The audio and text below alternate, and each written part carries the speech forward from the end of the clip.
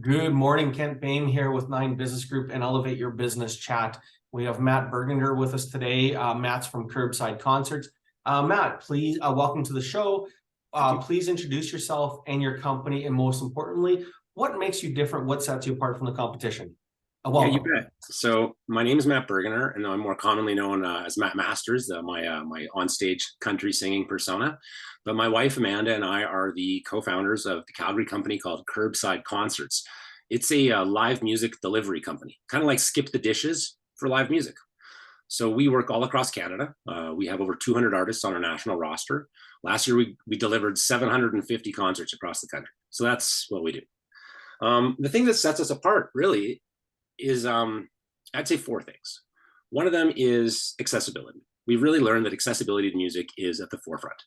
We bring music to you, and that is important if you're, say, in a care home, or maybe in a shopping mall, or maybe at a birthday party, and hadn't had a connection to how to bring live music to your event before.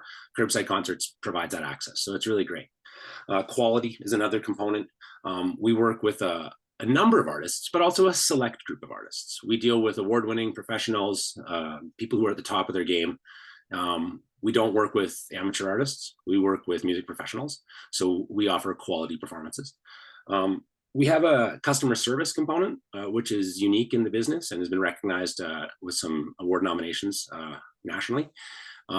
We have a hands-on producer who connects with each one of our event hosts or clients and make sure that their hosting experience is as great as it can be, because a lot of people have never been event producers before. You might have thrown a birthday party, but have you ever had a live band at it? The truth is it's not so tricky, but it's nice to have somebody with you who has the experience and can answer the questions you have. And then I'd say the fourth thing that really makes us different is accountability, because we do certain things that are just like, at baseline, we insure our artists, we provide workers' compensation for our artists, like they're working professionals, they need these things.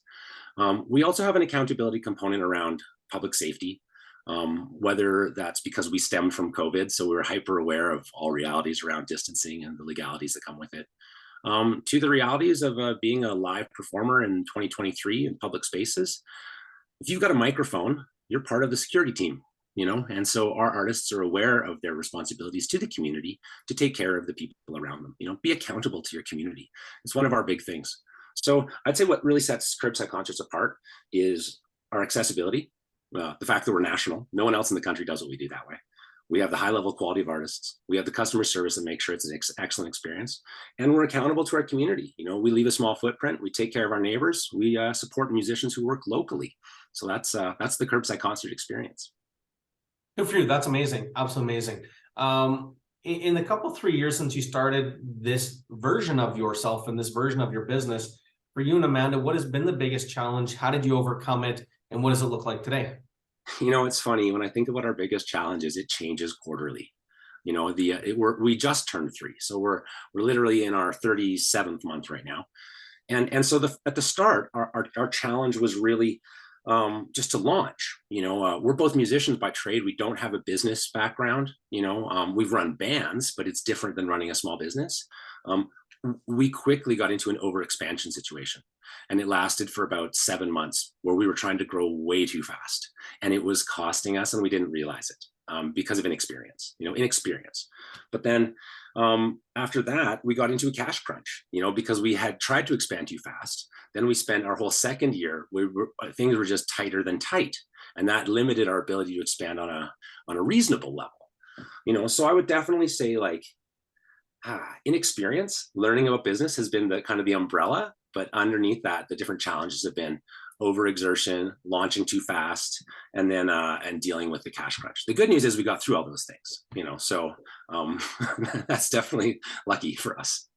Well, no, good for you. Not necessarily luck. Sometimes, there's a lot of hard work that goes into that. And congratulations, because not everybody makes it through. What is one thing that you wish you would have known 38 months ago? Oh yeah, like, don't rush. That would be the big thing, because I think that we just thought we had to take on everything too fast, and that we had a really unique start. We had positive cash flow within our first month of operating. We were profitable in our first month, and so it gave us a situation where we thought that we were going to be at this level permanently. And because in the spring of 2020, when there were literally no other options for safe access to live music, and Curbside Concerts was being lauded by the national media, we were getting, like politicians were standing up and saying this is a safe model of delivery, so we had an instant explosion of work. And so in experience, it was just like, okay, this will never end. Keep it going. Let's take on every single province all at once. And what we didn't realize at the time was that in a way, in each locality where we work, we're personality driven. Having a Matt Masters, I'm a 25-year member of the music community. My wife is as well. So when we launched in Calgary, we had Profile that enabled us to launch in Calgary. We didn't have that in Vancouver. We hired people in Vancouver. They worked their butts off. But one of the challenges we didn't recognize was that they weren't quite the right person. So yeah, we just tried rushing things too fast. And so eventually we realized we were rushing too fast. So we cut the head off of our rushing dragon. We stopped trying to rush at all. We focused on the areas where we were strongest, which at that time was Calgary and Winnipeg. And then we grew back more organically and more naturally to the space where we are now, where we're in 7 provinces, though we primarily operate in Calgary, Winnipeg, Toronto, and Vancouver. And so it's, it just about killed us, and it was some difficult times, both financially and with personnel. And then we had to, just trim down. I think at one time we had 7 or 8 people on staff, and now we're 4, and if we just found the right 4 off the start, we would maybe be a further step ahead, but that's okay. That's okay. I don't know if any business owner gets their first hire right. I think that's just part of the learning curve. I think as business owners, sometimes the person we're about to hire, they sell us on them. We don't necessarily have a big enough pool of people to choose from. And let's face it, entrepreneurs were not exactly trained in HR skills. The funny thing is, because as a musician, what I do for a living is I look at people. I get on a stage and I communicate with groups and I take their feedback. I've done thousands of hours on stages all around the world. I've engaged with audiences who don't speak my language. I've engaged with audiences who know me intimately. So I am actually a really good judge of character. I'm a bit of an HR department in my head because I've managed a band for 20 years. So that means, I'm juggling schedules, I'm juggling personalities, I'm juggling experience bases, I'm juggling familiarity and comfort levels. So there's some of these skills I have innately. And yet, despite that, I've made some incredibly bad mistakes or choices, because I was trying my best. And like you say, maybe the individual, sold a particular skill set that they believed they had, but in my context, it didn't apply, and I definitely had a few people who were like that, who were like, they were giving it their all, but it wasn't yielding results or moving us forward. And so we had to part ways, but that's, and yeah, truthfully, that's something I haven't done before, I've stopped working with musicians, but it's not the same thing when you fire someone from a job, so that's the realities of personnel, HR, hiring, the challenges around it have been really true. Fascinating. If there was a pirate or a thief breaking down your back door, hacking your computer, what are they stealing? What are they stealing from you? That's a funny question, but I have an answer. I'm the thief. I have bipolar disorder, so I have a challenging relationship with mental illness. I'm limited in my abilities to commit fully to my job. I need a lot of time off, and so it's time that I steal. And there's no hiding it. It's right out in the face of the company. Everyone in the company knows I have bipolar. It's been the subject of front page news stories in the arts section. The whole community knows I have bipolar, and that's cool. I'm fine with that. It's part of my life. So there's this kind of culture I've learned about in the entrepreneur community where people talk about burnout and they talk about go, go, go, and you drive and you have to be the driver and you're the solo entrepreneur and all these things. I understand. I mean, you can see I'm in a basement. I get it. But for me, I've already gone through that process and burned out from it. Before I even launched Curbside, I'd had the emotional highs and lows. Now, funny enough, I actually got diagnosed bipolar after we launched Curbside. So my diagnosis is only 2.5 years old. I'm 47. Um, and so for the first few months, I sure didn't know what was wrong, but it turned out that the biggest thief in our company is me, the CEO, who has to take time for himself. He has to just sometimes be like, okay, I'm out for a few days and I'm not going to answer your email. And I know that's time sensitive and too bad for you. And that's like, it's an anti-business mentality, right? The notion that you would put your health and well-being or you need to take a nap ahead of the company's priorities. It's a disconnect. But the truth is, it's a requirement for our existence. We must create a corporate culture that allows the CEO to be mentally ill, because that's who we are. We also need to create a corporate culture that allows the president to be married to a guy who's got bipolar and 3 kids who need to go to soccer practice. Because if we don't acknowledge that, we're fucked. Pardon my French. One of our staff, a senior producer, she's in Winnipeg, Rami Mays. She was nominated last year by the Canadian Live Music Industry Association as Agent of the Year for Canada. And Rami has family needs. She's got her daughter. She's got like her family, and they have needs. And if we try to say to Rami, ignore your needs, they say ignore a health need and power through for the bottom line, what on earth kind of culture is that? It's 2023, and the time for building a company, because we're still building. We're only 3 years old. We're not responding to COVID. We're like born of COVID. So our company's female led. Our owner is a Métis woman. That's Amanda. Our head office is 75% female and 50% people of color. We represent that same kind of diversity throughout our artist roster. We're proudly 10% Indigenous all across the country, and we're building that to 20% this year. Because you have to build a company now that takes care of people in a community. I don't want to work with people who are like, I'm getting up at 4 a.m. to work till 4 a.m. to never sleep. I'm going to work. Forget, I have no interest in that person. It's unhealthy. I need a healthy lifestyle because my mental illness requires some things. It requires time, it requires space. I need some exercise. I got to spend time with my kids. I got to play guitar. I'm a guitar player. Here, I got one right here next to me. There you go. If I don't have my guitar with me, that's a problem. And so like corporate culture has to change, because I don't have to be on it 12 hours a day. I don't have to be on it 14 hours a day. And honestly, the way I see it, and this is kind of weird, but if your entrepreneur journey requires you to push your life to the edge, you are on the wrong fucking journey. Even if you become a millionaire down the road, well, like I hope it was worth it, man, because people die all the time. I had 3 friends die in the last month. All of them were a surprise. And that's the reality of living in a life that doesn't take care of your community. You push your body to the max, you're going to pay the price. So, what do you want from life? I want a life from life. So we've got time for the thief at our company. I kind of hate it that he steals so much time, but he's going to keep stealing it. And that's me. You know what though? But I think the big part of that, what I take away personally, is it's about positioning. I'm a huge fan of positioning, and whether it's just positioning of the rules, positioning of life, you onboard team members, and it's positioning. Here's the culture. Here's who we are. Here's our strengths. Here's our weaknesses. And we are. We're not going to hide from anybody or anything. And that goes a long way to setting a tone. I think by far and away, most organizations, 70, 80%, don't do enough positioning. They don't position their meetings. They don't position the rules of the game. They don't position their corporate culture. So when they onboard employees, a lot of the employees are just lost because they don't have a set of rules. They're not quite, they flounder. So no, good on you, regardless of the reason. This isn't about the reason, but it's about creating a working environment that works for you, and you will attract the right people that work and fit comfortably in there.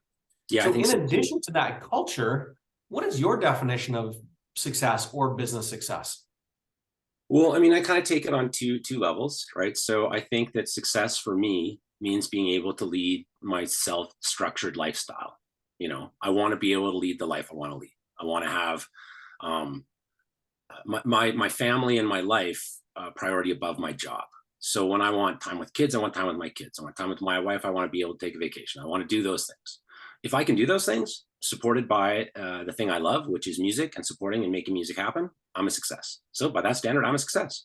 I'm already like, I'm pretty successful. We have a modest lifestyle, but we're comfortable in that respect, and we're able to help our community with some extra time, a little bit of volunteer work. And so I feel like my work as a musician, particularly since we launched Curbside, has enabled us to achieve a successful lifestyle. Uh, our vacations are local, not international, but we can all achieve more success. But already, I've created a lifestyle where I have a low impact stress day. I don't come from home from work stressed out because I don't have stress in my work, because I've worked it out in my life. So like low stress and a structured lifestyle that I design, success. Now there's another part to that. How do my staff feel? How do the artists on our roster feel? Success for me wouldn't be legit if they felt bad at the end of their work days. So it means that for our staff, our admin team, feeling like they're on their path towards their goals is an important part of success for me. Making sure that, because they're at different levels of their careers and they have different interest levels and aspirations. So making sure that they're all, finding work that feels like it's on the right path. I don't want them to be doing work that they think is useless to their lives or goals. I want the work that they do with Curbside Concerts to engage them on the path that they want to be on.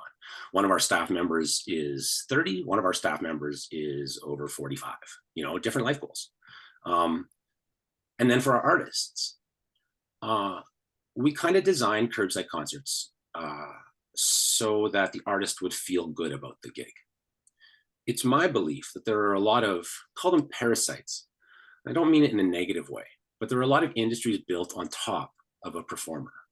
Ticketing, security, liquor sales, publicity, promotions, radio advertising. None of that is actually music. When I'm playing my guitar, the only thing I need between you and me is nothing. It's you and me. That's all we need. We focus on small events, so we don't need a lengthy or detailed sound check because we're typically dealing with small things. So I want an artist to feel like they have a low impact, high paying, safe, local, professional gig. So the artist feels like, I'm a professional, I'm being treated professionally, I'm being paid professionally, I'm being treated safely, and so we do those things. We do, we're very proud of the wage we pay. We're very transparent about how money operates in our company. It's straight up. Everything we do, 2/3 goes to the artist. If there's a gig, the artist is getting 2/3 of the entire budget, and everything else we do operates on that 1/3. You could see, for people who aren't familiar with the musician model, quite often you'll have an artist who has to pay a 10% fee to a manager, 10% to a publicist, 10% to an agent. It's not uncommon for an artist to have to give a percentage of their merchandise to the venue where it's being sold, even though the artist has to staff the sales booth. So when you start taking all those things into account, and then you add on top of that the costs of travel, accommodation, a lot of costs are put on top of a person wanting to sing a song. But if we can eliminate all those costs, as well as the day of travel, as well as the 2 hours of sound check, then what we have is a work situation where I can drop my kid off at soccer, go to my Curbside concert gig, work professionally, go pick up my kid from soccer, and then come home, because a working person shouldn't have to be away from work or away from family, for weeks at a time.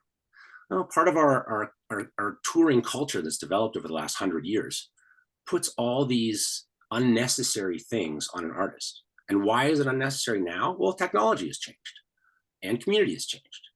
The truth is, there are hundreds, I'd even say thousands of my neighbors who would pay a professional wage to enjoy my music. I don't have to drive to Toronto to play a song. Now, 100 years ago, you didn't have a portable speaker that I now have. 100 years ago, there wasn't the same mentality. But part of what we have kind of adopted is this delivery culture. We're a delivery company. We don't play music in our office. We organize the logistics of musician travel, and so, yeah, that's kind of like, that's when I feel like I'm successful. When I see these people enjoying local culture in their community. And then at the end of the show, they're like, did you know that musician lives like 15 minutes from here? They're like, I can't believe it. and like, yeah, what turns out they do.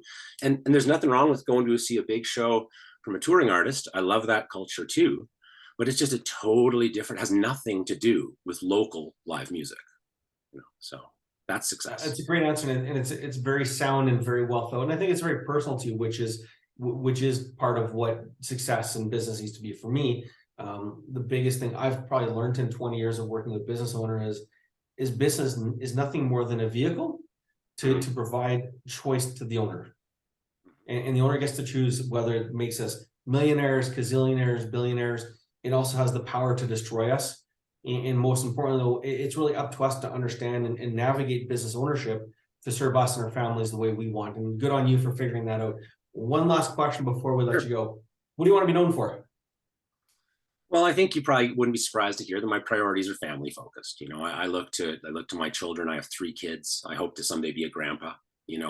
Um, I'm a family man, and I hope to be remembered as such. In the professional circles, we're building a pretty unique business here. Curbside Concerts is already growing. We did $500,000 in revenue last year, and as an Indigenous female-owned booking agency, aspiring to have a minimum of 20% Indigenous roster by the end of the year, I wonder if we're on the pathway to becoming the largest Indigenous booking agency in Canada. That's aspirational.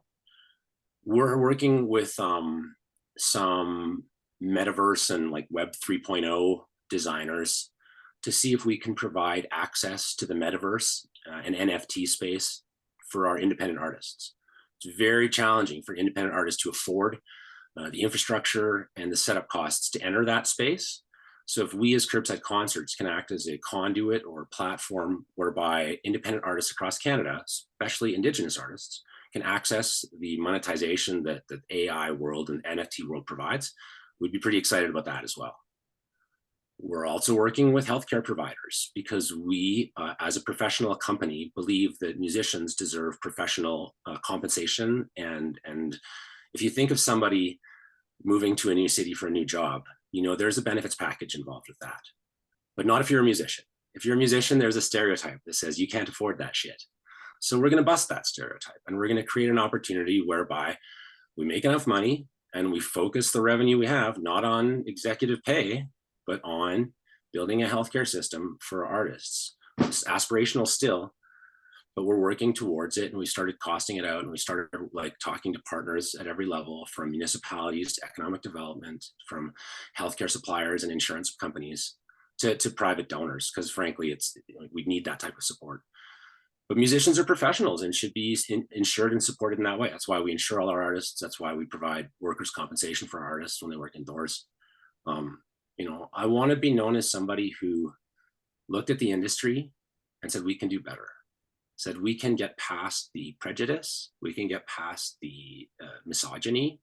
We can get past the old boys club that's run so much of this. We can get past liquor licenses. My songs have nothing to do with the Alberta Liquor Control Board, and the power they wield over music is a bit disproportionate. So forget that. Let's just get past that. We can get past that. Let's get to a place where artists are respected. The notion of a starving artist, which is a damaging stereotype on so many levels, against poverty, against hunger. Let's just be done with that. It is the same way we're done with other negative stereotypes. Artists are professionals. Artists are trained. Artists are responsive. Artists are leaders.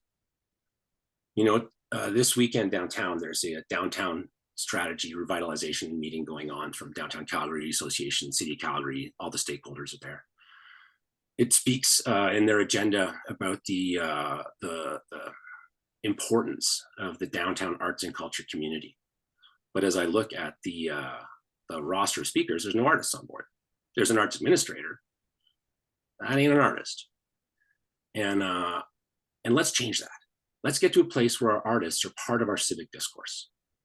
Instead of just like something that you kind of think of as an afterthought.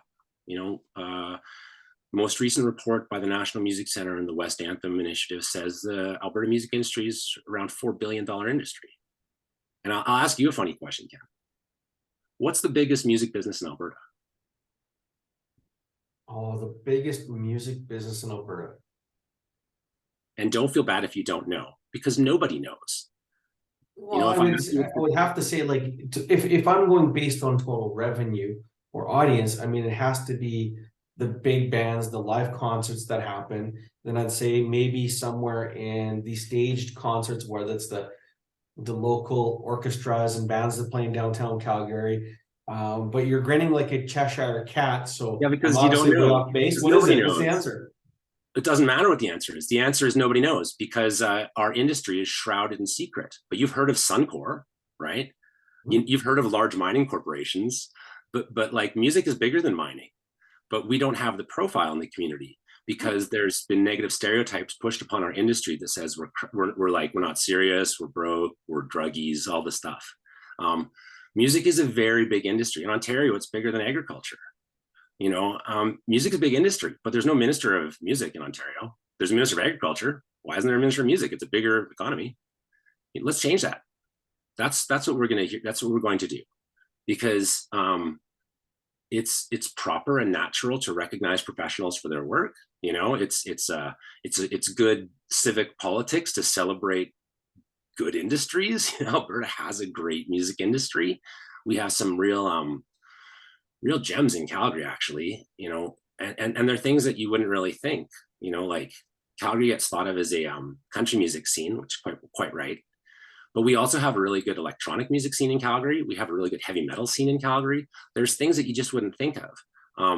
We have really good South Asian artists in Calgary. And so the more we learn about our community, the more we provide work opportunities across the board, increase accessibility to underworked artists, the better their stories are told. And then the more honest and more reflective the story of our community is. Artists are part of our community. We're not an add-on.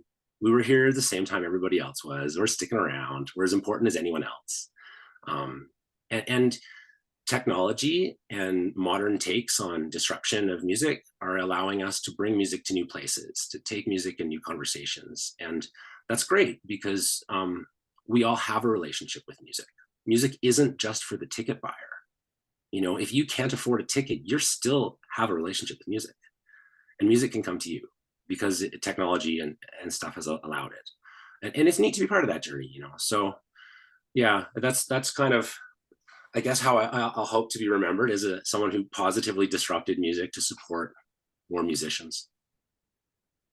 Great insight. Thank you very much for sharing the perspective. I think would you say Alberta, it's a $4 billion industry? I mean, that's staggering. And I think just putting that insight or that caption on is like, we have this massive industry, but nobody's taking care of it. And Yeah, there's nobody, absolutely. giving it direction or focus. And it really is not that anything being left to the masses is a bad thing. But if you look at the things that we do proactively with other significant industries to grow, foster, nurture, export, import, support them, can only imagine what that industry looked like if we give it some due attention. So thank you very much. And for those looking out there, for the artists who come across the video and want to learn more, and for those that looking to hire and throw a backyard party, for lack of a better word, where can they find and get more information about who you are and what you do? You bet. So our website's curbsideconcerts.ca, and we do everything from indoor to outdoor events. Yeah, we have everyone from fancy dancers to old-time Western dancers. We've got Ukrainian dancers on our roster, but we also have musicians of every stripe. We do all sorts of events, and we do small events and large events. So it's pretty accessible. Curbsideconcerts.ca, and yeah, of course, there's links to all the 200 plus musicians. Each artist has a link to their music when you visit the site, so that you can check it out. Awesome, great work, amazing what you've done in just a couple 3 years. Keep it amazing work, and we're looking forward to hearing the rest of your story in the weeks and months to follow. Thanks, Ken.